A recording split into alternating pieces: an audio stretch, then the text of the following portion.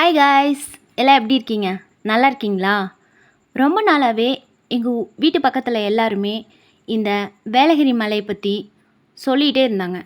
சரி, நான் இது வரைக்கும் போனதில்லை. சரி, போய் பார்க்கலாம் அப்படின்னு சொல்லிட்டு இன்றைக்கி 2 பேரும் கிளம்புனோம். அந்த மலை மேலே ஏறி போகிறதுக்கு 2 வீலர் வசதியோ பஸ் வசதியோ இல்லை, நடந்து தான் போகணும் அப்படின்னு சொன்னாங்க. மேலே தண்ணி கூட கிடைக்காது அப்படின்னு சொன்னாங்க.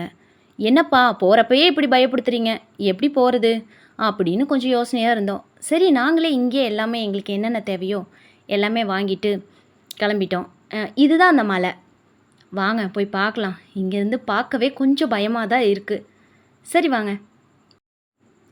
ஓகே, போகலாம். இந்த கோயிலை பற்றி சொல்லணுன்னா, ஈரோட்டில் ஒரு 600 வருஷத்துக்கு மேலே இருக்கிற பழமையான கோயில்னு சொல்கிறாங்க. இந்த மலையை பற்றி எத்தனை பேருக்கு தெரியும்? இந்த மலை ஈரோட்லேருந்து 30 கிலோமீட்டர் டிஸ்டன்ஸில் இருக்குது. பவானி ஊராட்சி கோட்டை என்ற இடத்துல இருக்குது. இந்த மலையோட பேர் வேதகிரி மலைன்னு சொல்கிறாங்க. இந்த மலையை ஏறுறதுக்கு ரொம்ப கஷ்டமாக இருக்குது.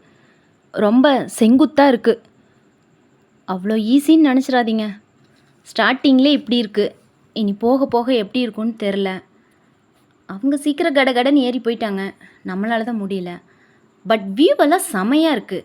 நான் கொஞ்ச நேரம் அங்கேயே ரெஸ்ட் எடுத்துகிட்டு வியூவெல்லாம் எடுத்தேன். பாருங்கள் எவ்வளோ செமையாக இருக்குதுன்னு பாருங்கள். அதுவும் மலை மேலே இருந்து இதை பார்க்கும்போது ரொம்ப ஹாப்பியாக இருக்குது. மனசில் எந்த கஷ்டம் இருந்தால் கூட மறந்து போயிடும் போல், அந்தளவுக்கு இருக்குது. சரி வாங்க, மறுபடியும் நம்ம ஸ்டார்ட் பண்ணுவோம். அப்படி என்ன தான் இந்த மலையில் இருக்குதுன்னு பார்க்கலாம். சுத்தமாக என்னால் ஏற முடியல. போகிற வழியில் நமக்கு டயர்டாச்சுன்னா அங்கங்கே நிழல் மண்டபமும் இருக்குது. நம்ம உட்காந்து ரெஸ்ட் எடுத்துகிட்டு போகலாம். அண்டு இந்த கோயில் சனிக்கிழமை அண்டு பௌர்ணமி அன்னைக்கு மட்டும்தான் திறந்து வச்சுருப்பாங்களாம். ரொம்ப கஷ்டப்பட்டு பாதி தூரம் வந்தாச்சு. பட் இது எதுக்குன்னு எங்களுக்கு சரியாக புரியல. அங்கே ஒரு கடாய் வச்சுருக்காங்க. அப்புறம் நாங்கள் கேட்டதுக்கு அதில் கார்த்திகை தீபம் அப்போது அங்கே தீபம் ஏற்றுவாங்களாம். ஸோ அதனால் அங்கே இருக்குது. சரி வாங்க, திரும்ப நம்ம போகலாம்.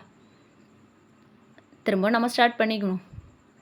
மலை நீங்களே பாருங்களேன், எந்த அளவுக்கு அது செங்குத்தாக இருக்குன்னு உங்களுக்கு நல்லா தெரியும்னு நினைக்கிறேன். ரூட் நல்லா தெரியுது பாருங்களேன். சுத்தமாக ஏறவே முடியல. கொஞ்சம் ஸ்லிப் ஆனோம்னா திரும்ப நம்ம கடகடன்னு கீழே வந்துடுவோம் போல். அங்கே பாருங்கள், ஒரு ஒயிட் ஸ்மோக் அப்பியர் ஆகுது. தெரியுதா உங்களுக்கு? மேலேருந்து பார்த்தோம்னா நம்ம ஏர் எவ்வளோ பொல்யூஷனாக இருக்குன்னு பார்க்க முடியுது. இங்கே பார்த்தோம்னா காலி இடம்தான் அதிகமாக இருக்குது. ஏன்னா இங்கே தண்ணி அதிகமாக கிடைக்காது. ஸோ இங்கே எல்லாமே சொட்டு நீர் பாசனம் தான். அதனால் நிறைய பேர் விவசாயமே பண்ணுறதில்ல. இப்படி பாதி காடு சும்மா தான் இருக்குது. எப்படியோ ஒரு வழியாக மேலே ஏறி வந்துட்டோம். நல்லா இருக்குது கோயில். இடம் எல்லாமே கீழே எல்லாம் நல்லா தரையும் போட்டு வச்சுருக்காங்க. இவ்வளோ தூரம் ஏறி வந்ததுக்கு செம ஒர்த்தாக இருக்குங்க. என்ன, கோயிலில் யாருமே இல்லை, எங்கள் 2 பேர்த்த தவிர. சுத்தமாக யாருமே இல்லாதனால ஒரு மாதிரியாக இருக்குது. நாங்கள் 2 பேர் இருக்கிறக்கே இவ்வளோ பயமாக இருக்குது.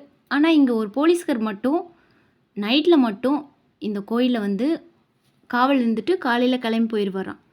என்ன டெய்லி இந்த மலை ஏறி எப்படி வராருன்னு தான் தெரியல. உண்மையை சொல்லணுன்னா அவர் ரொம்ப தைரியசாலி. இங்கே எப்படி தான் தனியாக இருக்காருன்னு தெரியல. எனக்கு ரொம்ப ரொம்ப இந்த இடம் ரொம்ப பிடிச்சிது. உண்மையை சொல்லணுன்னா இந்த திங்ஸ் எல்லாம் இவங்க எப்படி மேலே கொண்டு வந்தாங்க? இந்த சிமெண்ட்டு கல் இதெல்லாம் எப்படி எடுத்துகிட்டு வந்தாங்க? நடந்தே கொண்டு வந்தாங்களா, இல்லை வேறு ஏதாவது ஒரு மூலயமா இதை எடுத்துகிட்டு வந்தாங்களா அப்படின்றத மெசேஜ் எனக்கு சரியாக தெரியல. நான் இங்கே எல்லாத்துக்கிட்டையும் விசாரித்து பார்த்தேன், எதுவும் எனக்கு கிடைக்கல. பாருங்கள் எவ்வளோ அழகாக கட்டியிருக்காங்க. இந்த திங்ஸ் எல்லாம் எப்படி மேலே கொண்டு வந்தாங்கன்னே புரியல. சரி வாங்க, இவ்வளோ தூரம் ஏறி வந்ததுக்கு பயங்கர பசி. எங்களுக்கு இங்கே பருப்பு சாதம் தான் கிடச்சிது. சரி இதையே சாப்பிட்டு அட்ஜஸ்ட் பண்ணிக்குவோன்னு சொல்லிட்டு 2 பேரும் சாப்பிட்டோம். யாரும் இல்லாமல் நாங்கள் 2 பேர் மட்டும் உட்காந்து சாப்பிட்றது செம்ம இன்ட்ரெஸ்டாக இருந்துச்சு. காவேரி ஆறோட சீனிக் அதுக்கப்புறம் மொத்த பவானியோட அழகான வியூ 360 டிகிரி வியூ பார்க்க முடியுங்க. இந்த காற்று, இந்த நேச்சுரல் எல்லாமே ரொம்ப ரொம்ப அழகாக இருக்குது. ஈரோட்டில் இப்படி ஒரு இடம் இருக்குன்னு இப்போ தான் எனக்கு தெரிஞ்சிருக்கு.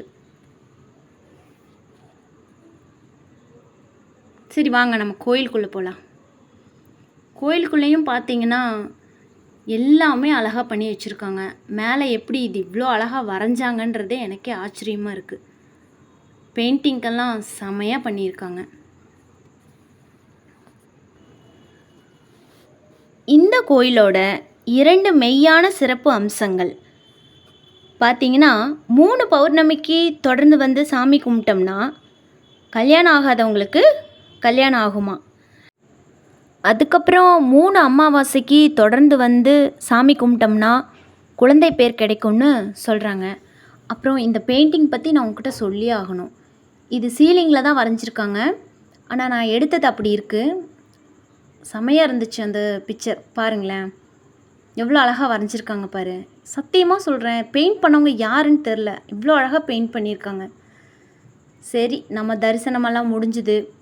நம்ம அப்படியே மெல்லமாக கீழே இறங்கி போகலாம் அப்படின்னு சொல்லிட்டு திரும்ப ரிட்டன் கீழே வரோம். என்ன கோயில் கொஞ்சம் ஓப்பனாக இருந்ததுன்னா கொஞ்சம் பார்த்து சாமி கும்பிட்டு போயிருக்கலாம் பாருங்க. ஆனால் என்ன மேலே ஏறும்போது இருக்கிற கஷ்டம் இறங்கும்போது இல்லை. ரொம்ப ஜாலியாக இறங்கி வந்த மாதிரி இருந்துச்சு. சீக்கிரமாகவே இறங்கிட்டோம். ஸோ நீங்கள் ஈரோடு வந்தீங்கன்னா இந்த கோயிலுக்கு மிஸ் பண்ணாமல் போங்க. போய் பார்த்து என்ஜாய் பண்ணுங்கள். இந்த வீடியோ உங்களுக்கு பிடிச்சிருந்ததுன்னா லைக் பண்ணுங்கள், ஷேர் பண்ணுங்கள், மறக்காமல் கமெண்ட் பண்ணிடுங்க. Okay, bye friends. Thanks for வாட்சிங்.